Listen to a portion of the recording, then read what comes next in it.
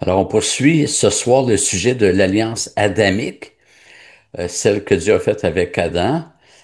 Euh, Évidemment, c'est une série, donc ceux qui n'ont pas entendu les enseignements précédents, c'est sur notre chaîne YouTube. La semaine passée, on avait vu que Dieu a créé l'homme avec une droiture morale et qu'il a inscrit sa loi morale dans la conscience de tous les hommes. On avait lu, par exemple, Romains 2, 14 à 16. Certains théologiens affirment qu'Adam, en mangeant le fruit défendu, a transgressé du coup les 10 commandements. Je trouve que c'est intéressant. Je vous le mentionne, il y a des commandements qui sont transgressés de façon plus manifeste que d'autres. Euh, c'est un peu comme quand David est allé a couché avec Bathsheba. Évidemment, il a transgressé le commandement de l'adultère. Mais en fait, il a transgressé aussi le commandement, tu ne voleras pas. Parce que quand le prophète Nathan va le trouver, il lui conte une parabole. Il dit un homme avait, je pense que c'est 99 ou 100 brebis, puis il va voler à son voisin l'unique brebis qu'il a. Puis là, c'est là où David dit, ben, cet homme mérite la mort. Puis Nathan lui dit, cet homme, c'est toi. Donc, en commettant l'adultère, il a volé la femme d'un autre. Puis donc, il y a des commandements qui sont transgressés, même si ça paraît moins. On dit, ben, il me semble que c'est moins relié au commandement, mais ça l'est quand même. Alors, je vous les mentionne. Le premier commandement dit, tu n'auras pas d'autre Dieu devant ma face. En choisissant de suivre la suggestion du serpent plutôt que d'obéir à Dieu, Adam a placé sa propre volonté qu'il a assujettie à celle du serpent. Il a placé la parole du serpent au-dessus de celle de Dieu. Il a commis une forme d'idolâtrie. Il a donné la priorité à un autre maître que Dieu. Le deuxième commandement, tu ne te feras pas de statue ni de représentation quelconque de ce qui est en haut dans le ciel, de ce qui est en bas sur la terre, de ce qui est dans les eaux plus bas que la terre. Tu ne te prosterneras pas devant elles et tu ne leur rendras pas de culte, car moi, l'Éternel, ton Dieu, je suis un Dieu jaloux qui punit la faute des pères sur les fils jusqu'à la troisième et à la quatrième génération de ceux qui me haïssent et qui usent de bienveillance jusqu'à 1000 générations envers ceux qui m'aiment et qui gardent mes commandements. Alors, l'acte d'Adam et Ève, c'est une forme d'idolâtrie, d'adoration. Ils ont, ils ont cru que la pomme allait je dis la pomme, quel lapsus, le fruit, parce qu'on ne sait pas du tout c'est quel fruit, mais c'est probablement pas une pomme. Euh, Vous savez que la tradition a amené l'idée d'une pomme parce qu'en latin, le mot mâle et le mot pomme, c'est le même mot. Je pense que c'est malus. Alors, donc, ils ont, ils ont cru que le fruit avait des pouvoirs bénéfiques pour eux. Donc, c'est une forme d'idolâtrie. Troisième commandement, tu ne prendras pas le nom de l'Éternel, ton Dieu, en vain, car l'Éternel ne tiendra pas pour innocent celui qui prendra son nom en vain. Adam et Ève avaient été créés avec une sainteté à l'image de Dieu et avec la vocation de représenter Dieu sur la terre. On le voit, bon, ça serait trop long de dire ce qui nous amène à dire ça, mais en péchant, euh, c'est comme si ils prennent le jardin de Dieu qui est là pour que le nom de Dieu soit honoré, puis ils l'ont sali. Le quatrième commandement, je pense, c'est le plus long des commandements, oui. Souviens-toi du jour du sabbat pour le sanctifier. Tu travailleras 6 jours et tu feras tout ton ouvrage. Mais le septième jour est le sabbat de l'Éternel, ton Dieu. Tu ne feras aucun ouvrage, ni toi, ni ton fils, ni ta fille, ni ton serviteur, ni ta servante, ni ton bétail, ni l'étranger qui réside chez toi, Car en 6 jours, l'Éternel a fait le ciel, la terre, la mer et tout ce qui s'y trouve, et il s'est reposé le septième jour. C'est pourquoi l'Éternel a béni le jour du sabbat et l'a sanctifié. En péchant, Adam a perturbé l'ordre créationnel et le repos que Dieu avait établi à la création. Le travail de l'homme visait à honorer Dieu dans le jardin, le, et en péchant, Adam a perverti le terrain qui lui avait été confié comme travail.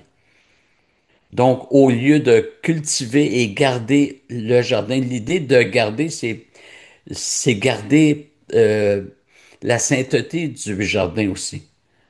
Alors, Adam a transgressé cela. Le cinquième commandement dit, honore ton père et ta mère afin que tes jours se prolongent sur la terre que l'Éternel ton Dieu te donne. Adam, en tant que créature, avait une relation filiale avec son Créateur. En désobéissant, il a manqué d'honneur envers Dieu, son Père spirituel, rompant cette relation de respect et de soumission. D'ailleurs, le prophète Malachie fait un lien entre le cinquième commandement et le fait de mépriser Dieu. Malachie 1,6 dit, un fils honore son père et un serviteur son maître.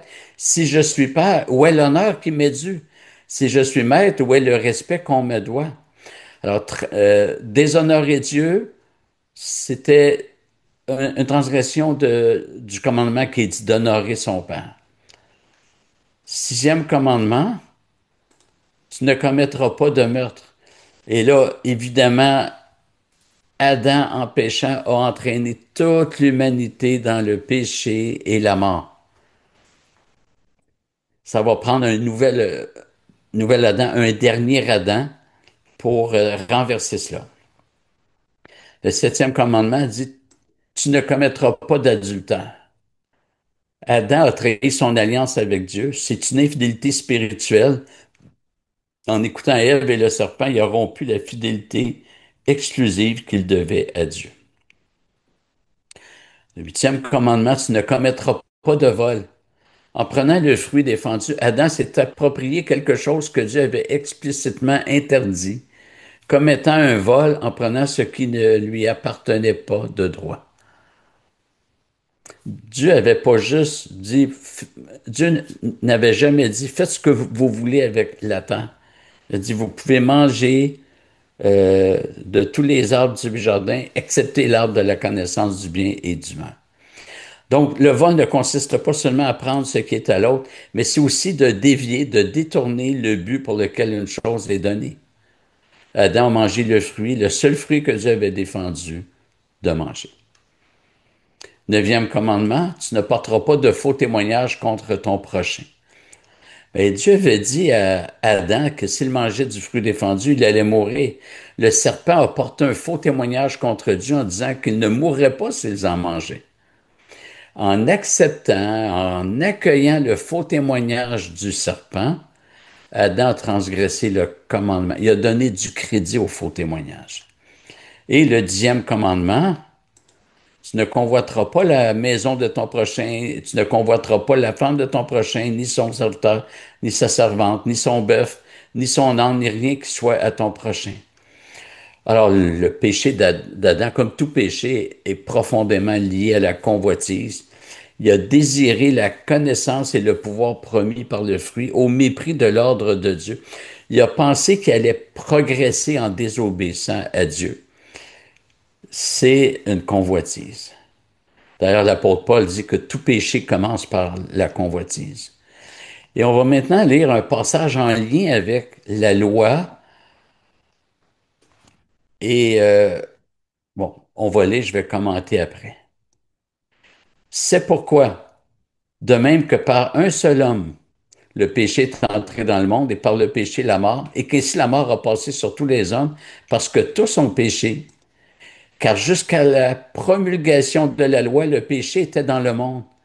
Mais le péché n'est pas mis en compte quand il n'y a pas de loi. Cependant, la mort a régné depuis Adam jusqu'à Moïse, même sur ceux qui n'avaient pas péché par une transgression semblable à celle d'Adam, lequel est la figure de celui qui devait venir. Alors, c'est un texte un petit peu compliqué, puis on se dit, ben, Paul s'en va où avec ça? Alors, j'ai fait un petit graphique parce que, bon, moi, je suis plus visuel, puis peut-être que ça va en aider. Alors, ce que Paul dit, c'est que la mort a régné entre Adam et Moïse. Puis, il dit, je vais juste retourner voir les versets. Euh, il dit, jusqu'à la promulgation de la loi, donc c'est sous Moïse, le péché était dans le monde, mais le péché n'est pas mis en compte quand il n'y a pas de loi. Donc, Paul dit que s'il n'y a pas de loi, le péché ne peut pas être puni. Et il dit, cependant, la mort a régné depuis Adam jusqu'à Moïse. Alors, comment ça se fait que si le péché n'est pas pris en compte, que la mort a régné? En fait, Paul ne dit pas que le péché n'est pas pris en compte entre Adam et Moïse. Il dit, sans loi, le péché ne peut pas être mis en compte. Mais, et si la mort a régné, ben, il fallait qu'il y ait une loi.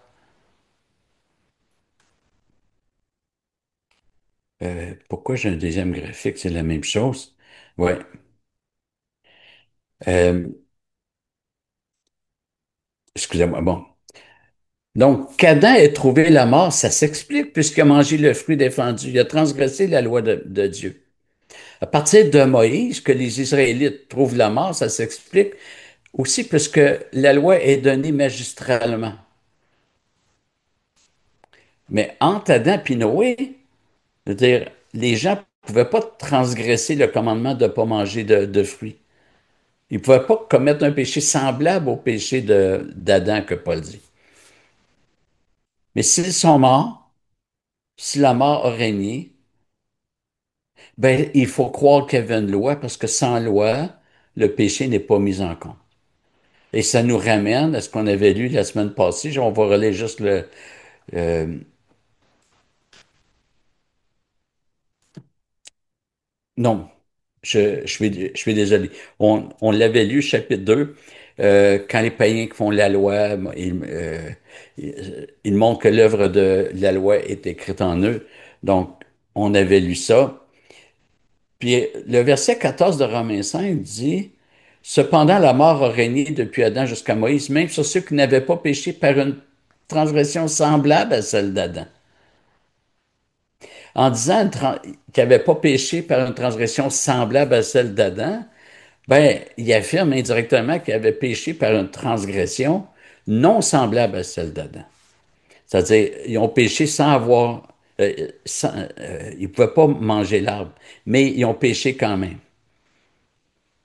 Ils ont péché sans avoir une loi magistrale. Euh, de leur côté, les Israélites ont transgressé les commandements clairs. La loi avait été donnée. Donc, c'est le propos de Paul dans Romains 5. Euh,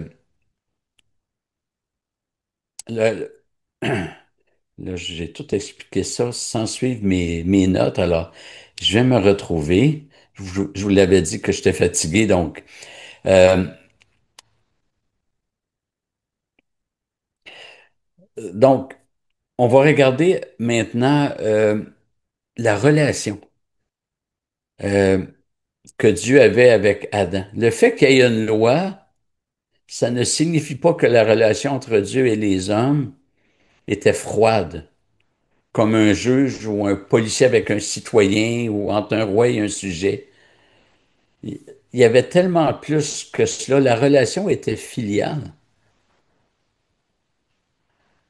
Euh, D'abord, le fait que Dieu ait créé l'homme et la femme à son image, à sa ressemblance, indique le désir de Dieu d'avoir tellement plus que de simples sujets. Il veut des enfants. Il veut une famille.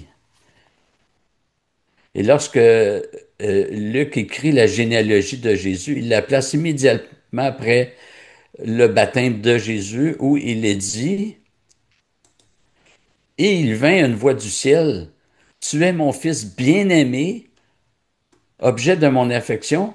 Et ensuite, c'est la généalogie de Jésus. On retient ici que Dieu vient de présenter Jésus comme son fils bien-aimé. Et après ça, c'est la généalogie de Jésus. C'est marqué, Jésus avait environ 30 ans lorsqu'il commença son ministère. Il était, comme on le pensait, fils de Joseph, fils d'Élie. Et on ne lira pas tout. Et Luc remonte ainsi jusqu'à Adam, fils d'Énoch, fils de Seth, fils d'Adam, fils de Dieu. Donc on passe d'une génération à l'autre. Euh, Énoch est le fils de Seth, Seth est le fils d'Adam, et Adam est le fils de Dieu. Donc, c'était vraiment une relation filiale. Évidemment, c'est un engendrement différent. C'était pas généalogique entre Dieu et Adam, mais la relation filiale était là. Euh, En Deutéronome, on retrouve cette notion de filiation-paternité reliée au fait que Dieu a créé l'homme. Est-ce l'Éternel que vous en rendrez responsable, peuple insensé, dépourvu de sagesse? N'est-il pas ton Père, ton Créateur? N'est-il pas celui qui t'a fait, qui t'a affermi? Et le péché a rompu cette relation filiale. Les hommes sont des enfants rebelles qui ont renié Dieu, le Dieu qui les a créés. Et nous sommes comme Absalom, le fils du roi David, qui s'est révolté contre son père afin d'avoir la couronne royale. C'est ce qu'Adam a fait. Et c'est par voie d'une autre alliance, la nouvelle alliance, ce que le texte de Deutéronome annonce, que la filiation sera rétablie par l'œuvre du Messie à venir. Le texte du Deutéronome, c'est pas celui qui est à l'écran, c'est un autre. Donc, la relation que le Seigneur veut entretenir avec l'homme en est une chaleureuse et pleine d'affection. La relation entre Dieu et l'homme n'est cependant pas d'égal à égal. Euh, dans le monde angélique, on commence à y aller de familiarité avec Dieu. Quand je me suis converti, parlais de Dieu, c'est mon chum, puis il n'y a plus de révérence. C'est vrai que Dieu se comporte en ami, on n'est plus ennemi. C'est vrai qu'il y a une proximité, et ça, les gens misent sur le nom Abba, mais dans le Nouveau Testament, le nom Abba n'est jamais utilisé sans le nom Père. Et dans la Bible, la notion de Père, c'est une relation de respect. On respectait nos pères. Euh, alors, l'idée de Abba, ça vient jamais sans père. Donc, oui, il y a une proximité de Dieu, mais ça ne supprime pas la révérence qui lui est due. Donc, Dieu veut une relation chaleureuse, authentique avec nous. Et cette relation impliquait la royauté. L'homme devait dominer sur toute la création. Et on verra plus loin avec le Christ ce qu'implique cette royauté, donc dans la nouvelle alliance. Mais c'est déjà, les anciennes alliances nous préparent à cela. Afin de pouvoir accomplir l'alliance adamique, le Seigneur a tout donné à l'homme. Il l'a placé dans le meilleur contexte qui soit. Il l'a placé dans un jardin d'abondance. Il l'a associé à ses œuvres. Il l'a créé à son image. Et c'est pourquoi l'homme devait vivre en image, en imitant ou en reproduisant ou en reflétant ce que Dieu fait, ce que Dieu est. L'homme a tout gâché et il a fallu l'incarnation du Messie, le dernier Adam, pour que les choses se rétablissent. Voilà, on va s'arrêter ici. Merci de votre attention.